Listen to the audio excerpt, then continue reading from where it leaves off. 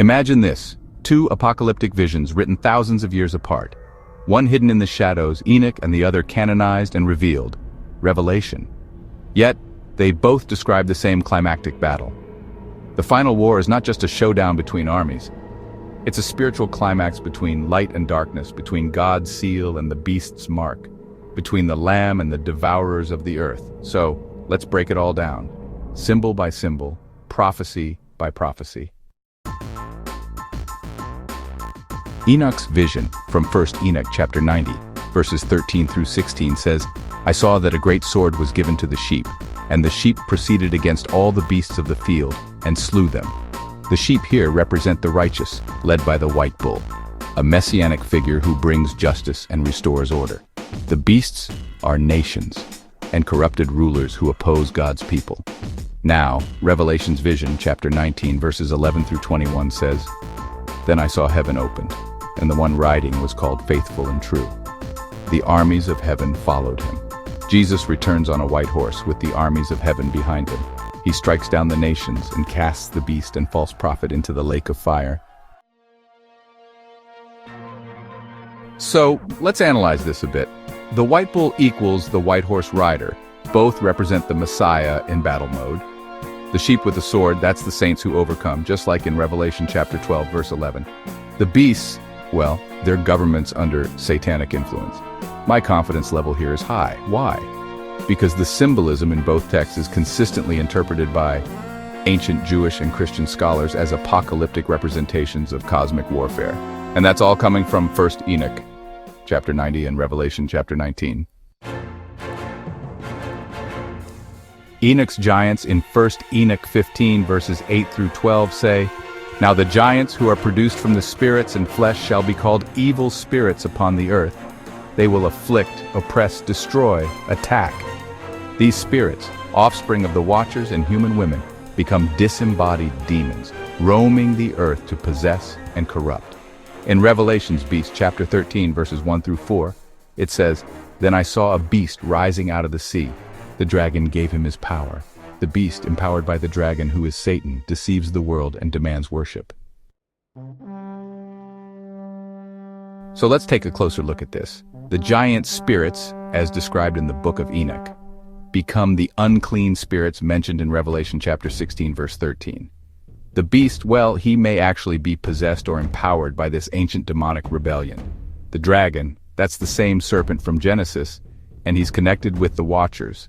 Now, my confidence level here is medium high. Why? Because it's not explicit in Revelation, but it's strongly supported by Second Temple apocalyptic tradition. And just for reference, the sources for this are 1 Enoch chapter 15, Revelation chapter 13, and Michael Heiser's work on demonic origins. Enoch's sealing, as found in 1 Enoch chapter 1, verses 8 and 9, tells us, "But to the righteous he will give peace, and they shall all be blessed. The righteous are sealed for protection. They escape judgment and enter into peace."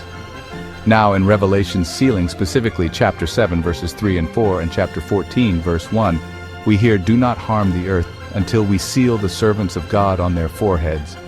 Then I saw the Lamb, and with him 144,000 who had his name and his father's name written on their foreheads." In both texts, a divine seal marks those who are loyal to God, while the wicked receive a counterfeit mark, as described in Revelation chapter 13, verses 16 and 17. My confidence level on this one is high. Why? Because there's an explicit thematic overlap with direct sealing language. And just so you know, the sources here are 1 Enoch chapter 1 and Revelation chapters 7 and 14.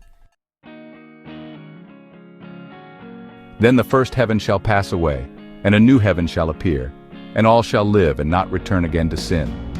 Then I saw a new heaven and a new earth, and he will wipe every tear from their eyes." Both Enoch and Revelation conclude with a restored creation, where righteousness dwells, sin is removed, and God reigns among his people. So our confidence level here is high. The reason?